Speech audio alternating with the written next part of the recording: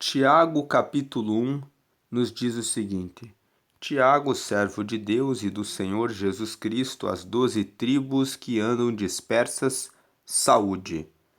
2. Meus irmãos, tende grande gozo quando cairdes em várias tentações, sabendo que a prova da vossa fé produz a paciência. Tenha, porém, a paciência a sua obra perfeita, para que sejais perfeitos e completos, sem faltar em coisa alguma. Então nós vemos que Tiago se apresenta como servo de Deus e do Senhor Jesus Cristo. Quando Tiago se apresenta no começo dessa carta como servo de Deus e do Senhor Jesus Cristo, ele nos traz uma aplicação para a nossa vida cristã.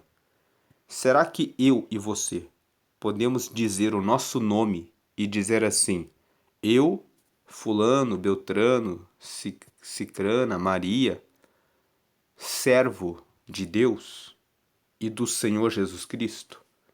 Serva de Deus e do Senhor Jesus Cristo? Tiago, quando escreve essa carta, ele tem tranquilidade em se revelar como servo de Deus e do Senhor Jesus Cristo. Ele se apresenta: Tiago, eu que sou servo de Deus e do Senhor Jesus Cristo. As 12 tribos que andam dispersas. As 12 tribos, ele está se referindo à nação de Israel. Ele está dizendo: eu posso dizer que eu sou um servo de Deus e do Senhor Jesus Cristo para toda a minha nação. O Senhor Jesus, quando faleceu, ele ressuscitou e ele deixou as suas últimas palavras. E ele disse que, em Atos dos Apóstolos, no capítulo 1, que vocês serão minhas testemunhas, tanto em Jerusalém, quanto na Judéia, como em Samaria, até os confins da terra. O Senhor, assim como Tiago aqui se revela como servo de Deus, deseja que eu e você possamos declarar abertamente que nós somos servos dele. Em Jerusalém, significa a nossa cidade. Na Judéia, significa no nosso estado. E em Samaria, significa até mesmo nos países vizinhos. E até os confins da terra, quer dizer que o Senhor deseja que eu e você sejamos embaixadores dele, que nós possamos ser pessoas preparadas para anunciar a palavra e o reino dele. Muitos frequentam igrejas, mas veem Deus como seu empregado, veem Deus como um gênio da lâmpada mágica de Aladim, em que esfregam a lâmpada e dizem: Senhor, eu quero isso, e eu quero aquilo, e eu quero aquele outro, mas eles não assumem a postura de servos. E Tiago, aqui, ele começa a sua carta dizendo: servo de Deus e do Senhor Jesus Cristo. Jesus disse no Evangelho de João, no capítulo 15: Se me amardes, guardareis os meus mandamentos. Você tem guardado os mandamentos do Senhor? Você tem aguardado na vontade dele? Ou você tem feito a sua própria vontade e tem desejado colocar Deus como aquele que deve dar aquilo que você pede? Então o versículo 1 nos traz essa reflexão. Tiago, ele se mostra como servo de Deus e do Senhor Jesus Cristo. As 12 tribos que andam dispersas, ele fala: eu sou servo de Deus em qualquer circunstância. Existem pessoas que na igreja são um tipo de pessoa e quando saem se revelam totalmente diferentes. Fazem um discurso dentro da comunidade religiosa e fora da comunidade, quando estão com pessoas do mundo, sem estarem sob os olhos das pessoas da igreja, agem de maneira totalmente diferente. Tiago, ele se revela para todas as tribos de Israel e que andam dispersas, ou seja, em qualquer lugar em que ele encontra qualquer pessoa que seja da tribo de Israel, ele pode se revelar como servo de Deus e do Senhor Jesus. E ele deseja saúde. Quando ele deseja saúde, ele está mostrando que o que ele deseja para o seu próximo é que tenham saúde. Desejar que os outros tenham saúde nos fala sobre uma disposição de desejar o bem. Fala sobre benignidade. Benignidade é um atributo de Deus. Significa a qualidade de sempre desejar o bem. E Deus tem essa qualidade, ele tem esse atributo. Ele sempre nos deseja o bem. E muitas vezes nós desejamos o mal do nosso próximo. Muitas vezes ficamos descontentes quando o nosso vizinho prospera, quando alguém da nossa família consegue alguma coisa a mais, e isso nos traz uma reflexão. Como temos sido em relação às pessoas à nossa volta? Podemos dizer, o Senhor pode dizer de nós, como disse a respeito de Jó.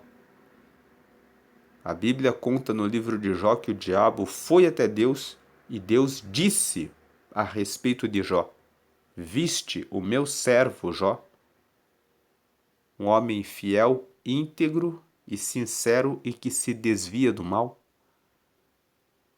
Ser servo de Deus implica tê-lo como Senhor.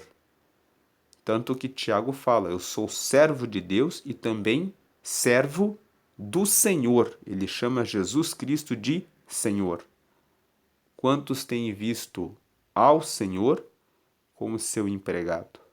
O Senhor é o Senhor, digno de honra e reverência. Então, Tiago, nesse versículo 1, nos traz essas reflexões. No versículo 2, quando ele diz assim: Meus irmãos, tende grande gozo, quando cairdes em várias tentações. As pessoas, quando caem em tentações, elas têm grande tristeza. Elas começam a murmurar, elas começam a questionar e dizer a Deus: por que eu estou passando por isso? Mas Tiago nos ensina a ter uma postura totalmente diferente. Quando cairmos em várias tentações, Tiago fala: fiquem alegres diante delas. Por que ele fala isso? No versículo 3 ele nos mostra o porquê. Sabendo que a prova da vossa fé produz a paciência. Então Tiago nos esclarece. Quando você está sofrendo uma tentação, você tem uma chance, uma oportunidade de dizer: o meu Deus, o Senhor é o meu pastor e nada me faltará. Não me faltará força para que eu recuse essa dose, para que eu recuse esse convite ao adultério. Não haverá falta de sabedoria para que eu recuse o suborno e a corrupção, porque eu tenho uma fé, a fé de que eu sou servo do Deus Altíssimo. Então, se eu sou servo de Deus, eu posso dizer, eu não preciso disso. Se eu tenho verdadeiramente a fé em Deus, então eu posso dizer, mais uma vez, não para uma nova dose, para um convite ao adultério, para um convite à fornicação, para um convite à corrupção, para um convite ao suborno. Eu posso dizer não, porque a minha fé está em que Deus é o meu Senhor e que eu amo os mandamentos do Senhor. Então, quando eu sou provado, eu tenho mais uma chance de mostrar o amor que eu tenho a Deus. Eu tenho mais uma chance de renunciar à minha opção e dizer: eu quero Deus. Então, a prova da nossa fé produz a paciência. Quando nós temos paciência, nós vamos caminhando na nossa trajetória cristã, sempre firmes em Deus, sabendo que neste mundo vamos ser tentados. Temos as nossas fraquezas, mas quando sentimos a nossa fraqueza, estamos sendo colocados em um teste para sermos mais fortes. Se nós não fôssemos provados, como poderíamos saber que realmente servimos ao Senhor? Versículo 4, ele fala: tenha, porém, a paciência, a sua obra perfeita. Tiago está dizendo, não adianta você ter paciência por um tempo. Você recusa o adultério, a fornicação, a bebedice, a fofoca por um tempo. Eu vou ficar nesse ano como um ano em que eu vou ser bem fiel a Deus. Esse é o ano em que eu vou me comprometer a seguir a Deus. Mas no ano que vem, eu vou dar uma aliviada. Nós não fomos chamados para ser servos apenas por um tempo de Deus. Somos chamados a sermos filhos, mais do que servos. Somos chamados a sermos filhos. E como filhos que somos, nós precisamos seguir sempre, sempre como filhos. Sempre, sempre seguindo a Ele. Então, no versículo 4, ele fala: tenha, porém, a paciência, a sua obra perfeita. Ou seja, que você sempre tenha paciência de dizer mais uma vez e mais uma vez não. Para a próxima dose, não. Para a fornicação, não. Para os vídeos indevidos, não. Para as fofocas, não. Para gastar o seu tempo vendo rede social das outras pessoas. Você não pode gastar o seu tempo com isso. Você tem que gastar o seu tempo louvando ao Senhor, meditando na palavra e seguindo o reino, porque você não é qualquer pessoa, você é servo do Deus Altíssimo.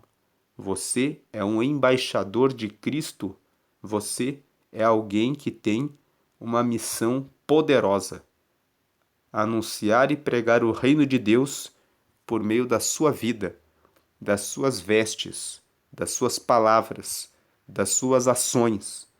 As suas ações precisam estar comprometidas com o reino.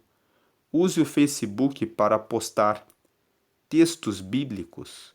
Use o seu Instagram para postar conteúdos que revelam a bondade de Deus, para que aqueles que se perdem recebam o reino de Deus.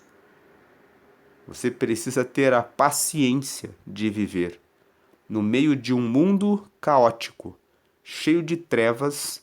É preciso ter paciência para continuar sempre firme no Senhor.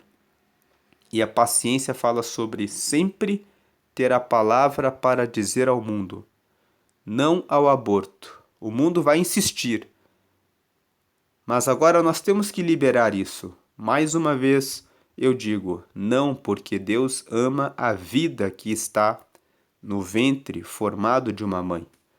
Em Jeremias, no capítulo 1, Deus disse para Jeremias: antes que você fosse formado no ventre da tua mãe, eu te conheci. O Senhor ama todas as pessoas. Mais uma vez eu repito, o aborto é contra a palavra de Deus. Mais uma vez eu digo não. Quando o mundo ou alguém insiste com você, mas você pode sair comigo, é só uma vez. Meu marido não vai ver, a minha esposa não vai ver.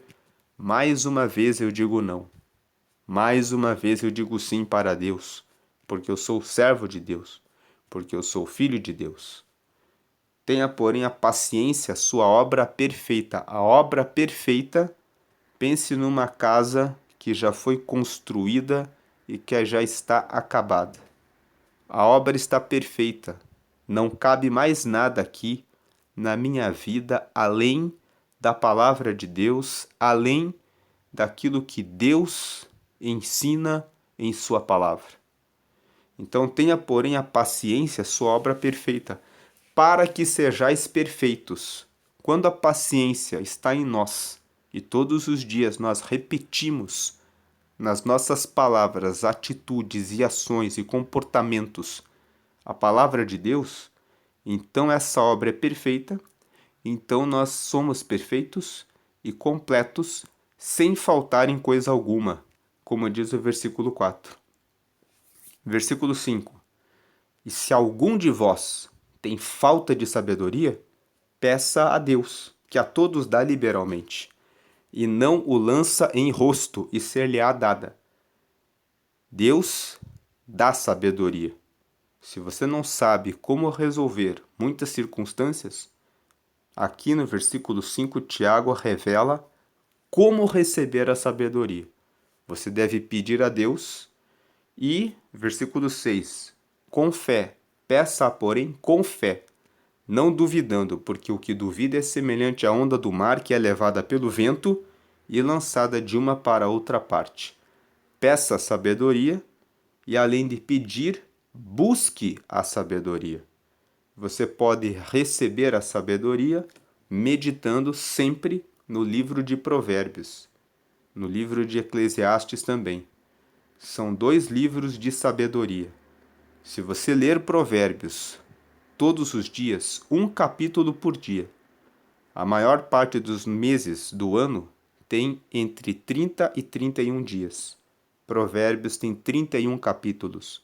Se você ler o capítulo do dia de Provérbios e no mês de fevereiro, que tem 28 dias, você reserva o último dia para ler o capítulo 28, 29, 30 e 31, ou divide isso no dia 27 e dia 28 de fevereiro, lê o capítulo 27 e 28 no dia 27 e depois no dia 28 você lê o 29, o 30 e o 31, e nos outros meses você lê no dia 30 os capítulos 30 e 31, você vai ler 12 vezes Provérbios no ano.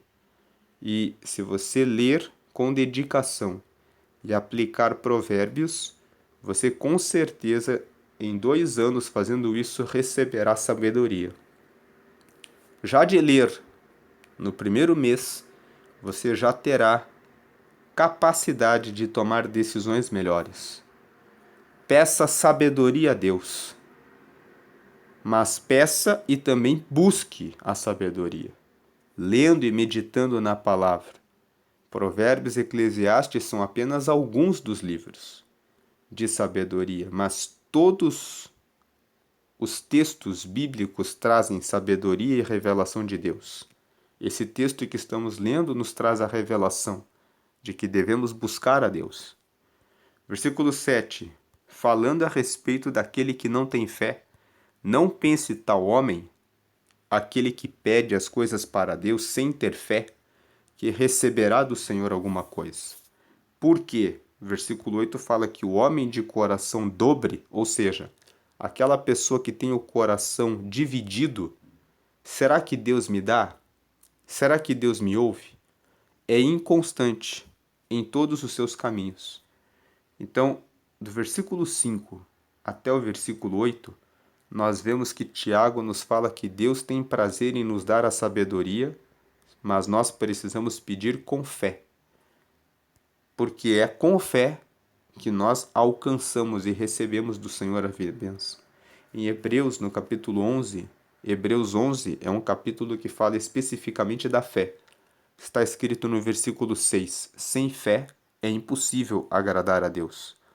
O próprio Jesus falou a respeito da fé, dizendo que se vocês tiverem a fé do tamanho do grão de mostarda, o grão de mostarda é apenas um pontinho. Vocês vão dizer para um monte, sai daqui e vai para ali, e isso acontecerá. Jesus estava dizendo que com a fé você consegue ter força na doença, na tribulação e consegue ser alguém firme nas suas decisões. Mas, voltando para o versículo 8, o homem de coração dobre, o homem que tem dúvida, que tem o coração dividido, que não tem certeza e convicção a respeito das coisas, é inconstante em todos os seus caminhos. Existe um autor chamado Napoleon Hill. Ele escreveu um livro chamado Quem Pensa Enriquece. E nesse livro ele fala que todas as pessoas que prosperam são pessoas que têm um desejo ardente em relação aos seus objetivos. São pessoas que, quando colocam um objetivo, eles têm foco. Eles dizem, eu quero isso a todo custo. Que nós possamos dizer, eu tenho convicção de que eu sou um servo de Deus e eu vou permanecer nisso. Porque quando ele escreve, quem pensa enriquece, ele está falando a respeito de riquezas terrenas. Mas quando nós temos convicção na nossa fé em Deus, nós estamos buscando as riquezas espirituais. Para termos as riquezas espirituais, temos de ser constantes. Não podemos ter um coração dobre, um coração dividido, um coração duvidoso, um coração que tem dúvida a respeito do que o Senhor é para nós. Ele é o Senhor Altíssimo. Versículo 9: Mas glorie-se o irmão abatido na sua exaltação. O versículo 9 nos fala: se você está agora em uma situação de abatimento, logo que você alcançar a sua exaltação, fique feliz. Levante as mãos e dê glória a Deus, dizendo: glória ao Senhor, eu fui exaltado. O Senhor me arrancou do meu abatimento. E o Senhor te tirará desse abatimento que você está passando. Em Eclesiastes, no capítulo 3, no versículo 1, está escrito que tudo tem o seu tempo determinado. E o tempo de passar essa provação já foi definido por Deus. E a provação, como nós lemos aqui no versículo 2, é para que você se alegre quando você cai nela, porque essa prova vai produzir em você a paciência, e essa paciência tem que produzir uma obra perfeita para que você seja completo em Deus. É para isso que essa prova está no seu caminho, não para que você fique abatido pelo resto da vida, mas para que você, ao receber a exaltação, veja quão maravilhoso é Deus. Versículo 10: E o rico em seu abatimento. O rico deve ficar alegre quando estiver sendo abatido. É uma lição diferente. Quando as pessoas do mundo ficam em provas, elas começam a reclamar. Mas quando o servo de Deus fica em prova, ele começa a glorificar, porque ele fala: eu sei que essa prova vem para me testar, para me colocar em um novo desafio, para que eu consiga ser mais forte na fé. E o rico em seu abatimento, porque o rico tem que, quando ele está sendo abatido, ele consegue perceber que ele também precisa de Deus e que a sua riqueza não é suficiente para que ele seja um super-homem, para que ela seja uma mulher maravilha, porque tem a sua riqueza. Quando o rico sofre o abatimento, ele pode lembrar que ele passará como a flor da erva. A nossa vida na terra é provisória. O Salmo 90 fala que a nossa vida nessa terra é de aproximadamente 70 anos. E se alguns chegam até os 80, têm cansaço e enfado. E Moisés, que é o autor do Salmo 90, no versículo 12, vai dizer: ensina-nos, ó Senhor, a contar os nossos dias, de tal maneira que alcancemos um coração sábio. Versículo 11: porque sai o sol com ardor e a erva seca, e a sua flor cai, e a formosa aparência do seu aspecto perece. Assim se murchará também o rico em seus caminhos. Versículo 12: bem-aventurado o varão que sofre a tentação, porque quando for provado, receberá a coroa da vida, a qual o Senhor tem prometido aos que o amam. Então aqui mais uma vez, Tiago, no capítulo 1, fala a respeito de sermos resistentes, de sermos resilientes. O que é essa palavra? Resiliência. Resiliência é uma capacidade que alguns elementos têm de resistir tanto ao calor quanto ao frio, sem se quebrar. O resiliente é aquele que passa sofrendo a dilatação do calor e sofrendo a dureza das baixas temperaturas. Então ele fala: bem-aventurado é o varão que sofre a tentação. Ele sofre a tentação com a sua fé e com a sua paciência em Deus. Porque quando ele estiver sendo provado, ele vai receber a coroa da vida. Essa é a glória do servo de Deus. Ele sabe que enquanto ele está lutando por algo que tem valor.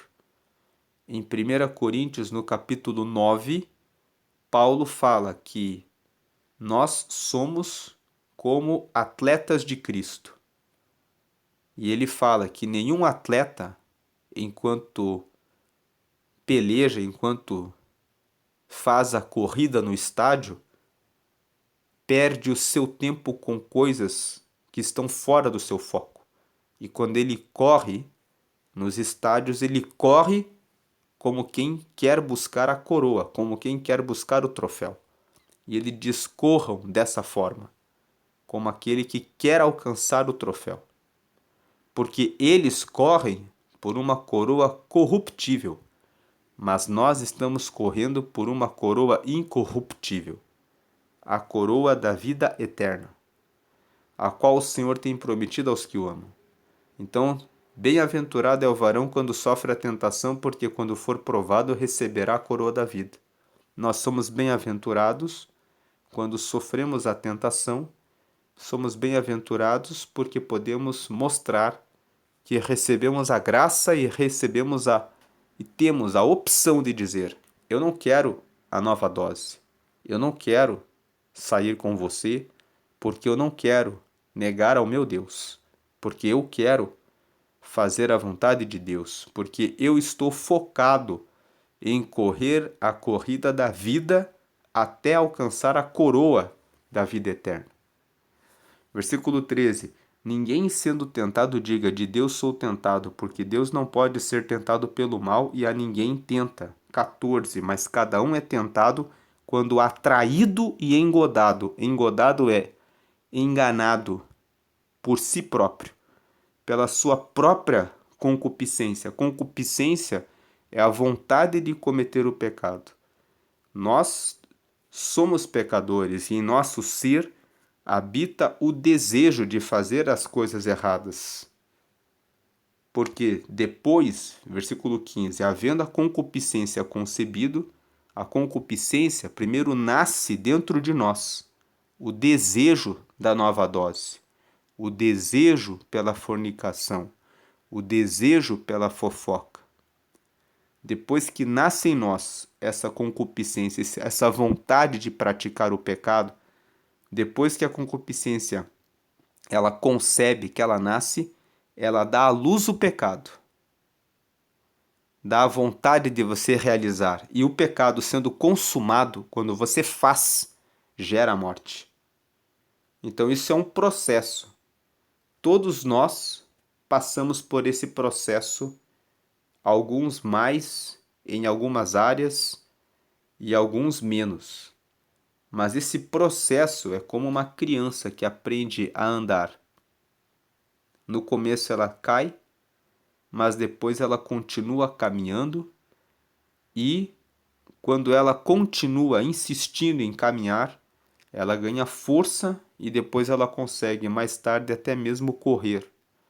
E pode, se for paciente em fazer treinos, correr maratonas e percorrer muitas distâncias. São poucos os que nessa vida começam a correr maratonas. A grande maioria das pessoas aprende a andar e fica contente com o fato de que pode andar e está tudo bem. Mas alguns vão além e usam essa habilidade para correr maratonas e para usarem o seu corpo para serem mais fortes. E usando essa analogia, essa comparação com a nossa vida cristã, ninguém, quando é tentado, deve dizer: é de Deus que eu estou sendo tentado, porque Deus, ele não é. Deus é santo. Ele é separado do pecado. Ele não é tentado pelo pecado de maneira nenhuma. Somos nós, nas nossas vontades, na concupiscência que está em nós, é que desejamos muitas coisas que são erradas, que nos levam para o caminho do mal. E esse desejo é natural em nós. Cada um tem uma fraqueza. Uns são mais fracos na bebida, outros são mais fracos na fornicação, outros são mais fracos na preguiça, outros são mais fracos na ira e na contenda, porque ficam irados e com contenda de maneira muito rápida. São as pessoas que têm o pavio curto. Outros têm uma tentação para murmurar, para reclamar da vida, e não têm a resiliência de dizer: eu vou vencer, porque a maledicência, o falar mal, o murmurar, o reclamar, é uma concupiscência, é um pecado. A pessoa que reclama está dizendo que a vida não vale nada, que a única coisa que vale a pena na vida é ficar reclamando. Então, quando a pessoa vive nessa tentação e ela cai nela, ela cai porque ela tem essa inclinação para o mal. E é ela que tem que vencer essa inclinação. E se ela permite que o mal domine sobre ela, ela está indo para a morte, como diz o verso 15. Domine sobre a sua concupiscência. Veja quais são os seus pontos fracos. Quando você for tentado a fazer mais uma vez algo errado, diga: agora não. Versículo 16: não erreis, meus amados irmãos. Não erreis, meus amados irmãos.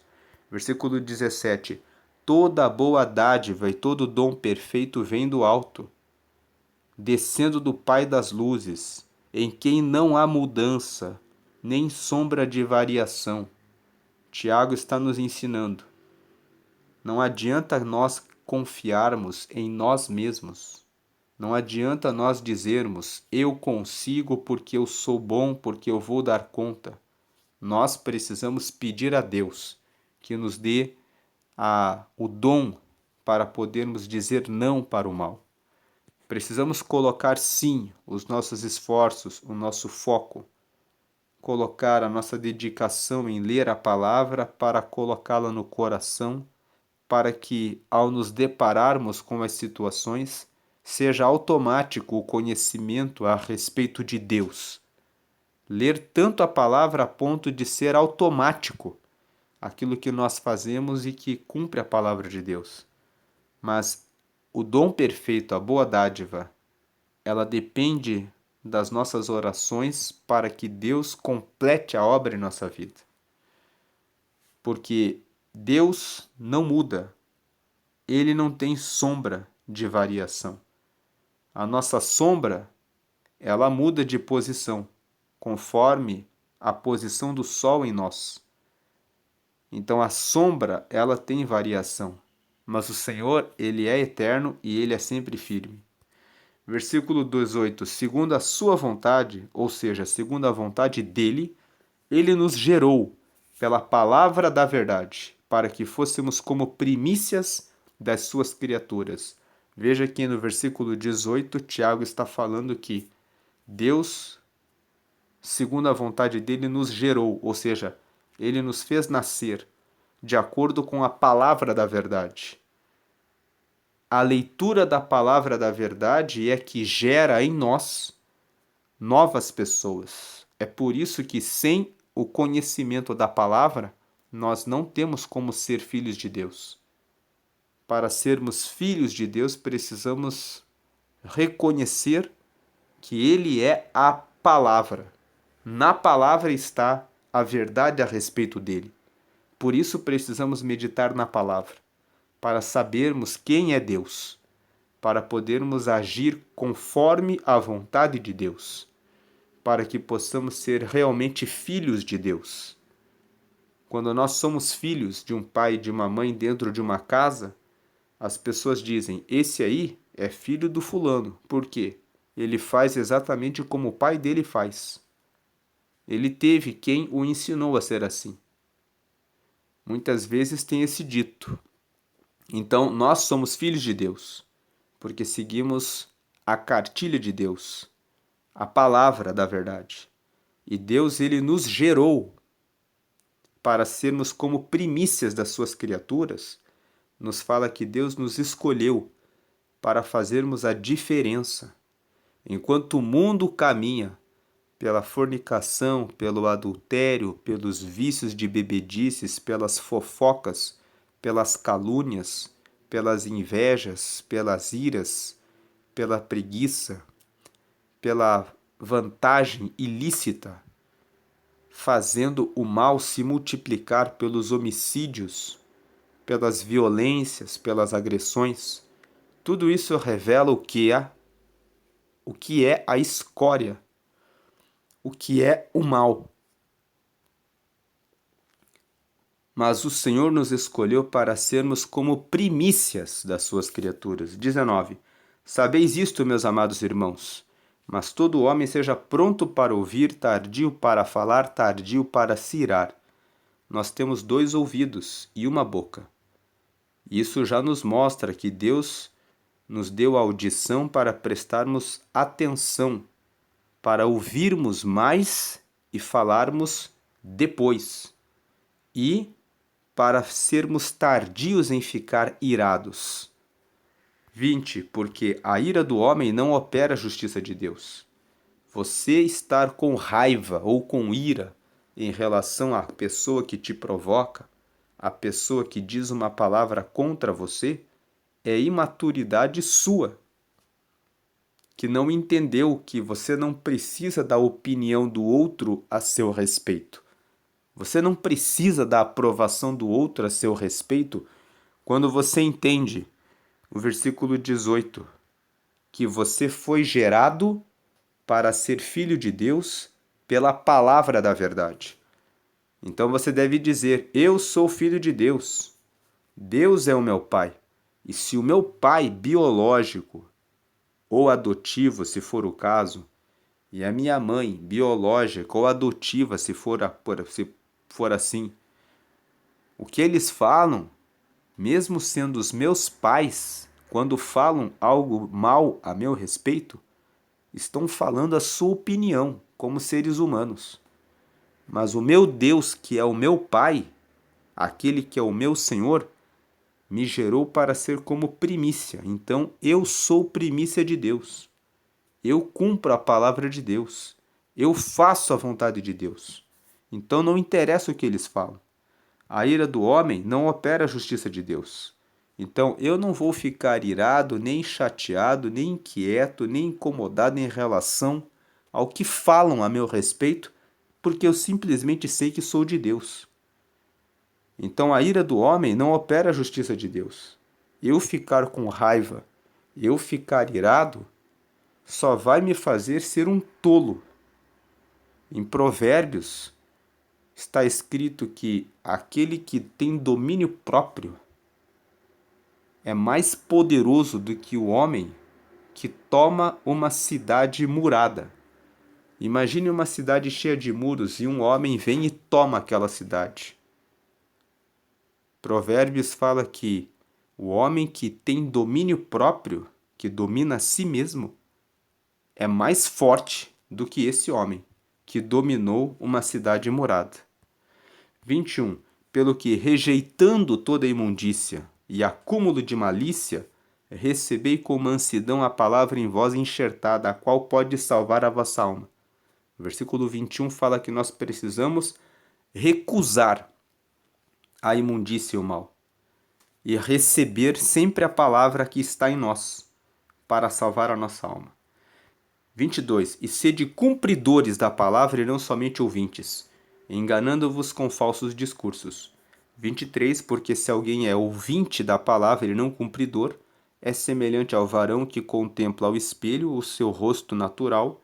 24. Porque se contempla a si mesmo e foi-se, e logo se esqueceu de como era. Então, os versículos 22 a 24 nos falam para sermos pessoas que aplicam a palavra em nossa vida, porque é isso que vai fazer a diferença. Porque aquele que não pratica olha no espelho uma imagem e logo esquece. 25. Aquele, porém, que atenta bem, atentar é prestar atenção. Aquele, porém, que presta bem atenção para a lei perfeita da liberdade e nisso persevera. Mais uma vez, Tiago fala a respeito da paciência. Perseverança é insistir, é prosseguir, mesmo diante das adversidades. Aquele que persevera não olha, não tem tempo ruim para ele. Ele vai fazer o que tem que ser feito. O atleta, quando ele está treinando para uma competição, não importa se está chovendo, não importa se está frio, não importa se está calor, não importa se é feriado, ele sempre está treinando, porque ele está com foco na sua corrida. Então, aquele que atenta bem para a lei perfeita da liberdade e nisso persevera, nós somos servos de Deus sempre. Lá em Apocalipse está escrito: guarda bem a tua coroa, guarda bem a tua coroa. Não sendo ouvinte esquecido, mas fazedor. Fazedor fala de pessoa que executa, pessoa que faz a obra. Esse tal será bem-aventurado no seu feito. 26. Se alguém entre vós cuida ser religioso e não refreia sua língua, antes engana o seu coração. A religião desse é vã. Se você fala que você é da religião, que você é realmente um cristão, mas vive fofocando, vive falando mal dos outros, vive reclamando da vida, vive sem medir o que fala, então você é uma pessoa que está mentindo para você mesmo. Você está sendo uma pessoa que se engana, porque a sua religião, de acordo com Tiago, de acordo com a palavra, não vale nada diante de Deus.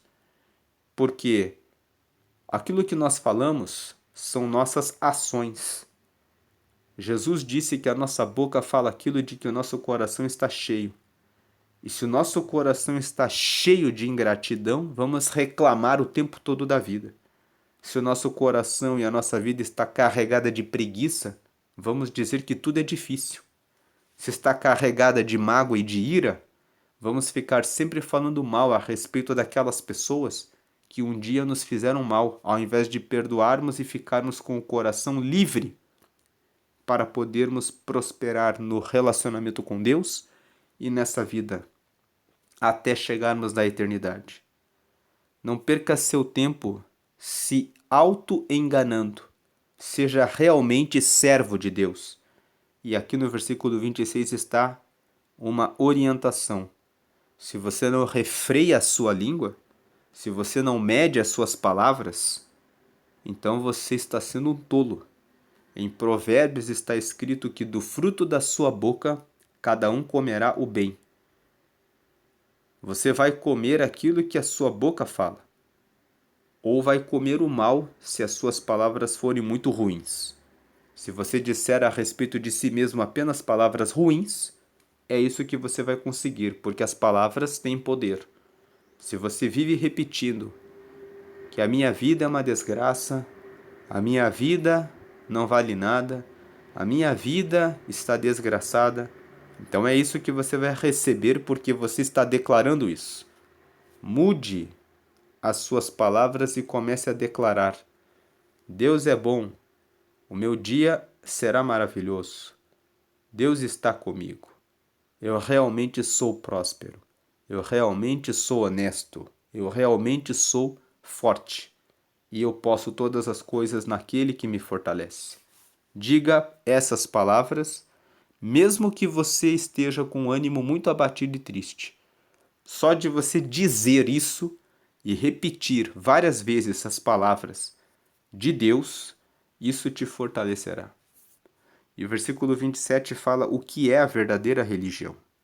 Religião não é você frequentar uma igreja, bater ponto e dizer que está sempre lá. A religião pura e imaculada, ou seja, a religião que é pura, a religião que é sem mancha, imaculada, fala que é sem mancha.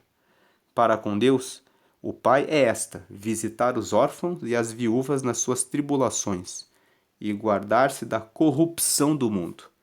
Então, se você quer ser um religioso, seja alguém melhor do que apenas um religioso, um frequentador de igreja.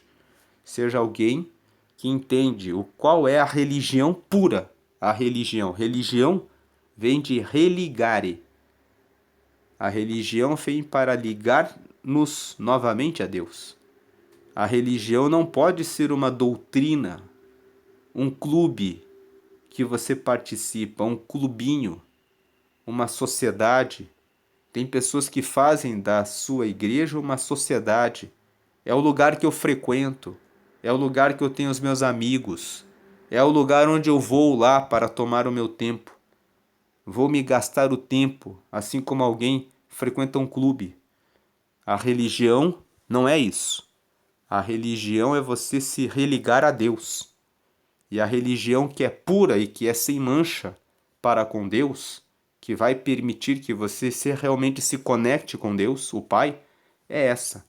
Ele quer que nós visitemos os órfãos e as viúvas. Quando fala de órfãos e viúvas, fala a respeito daqueles que estão necessitados, daqueles que estão fracos, e visitá-los justamente quando eles estão nas tribulações. As pessoas gostam de visitar os outros quando elas não vão trazer nenhum problema para nós, quando elas não vão trazer nenhum compromisso de que nós teremos de dar alguma coisa para elas.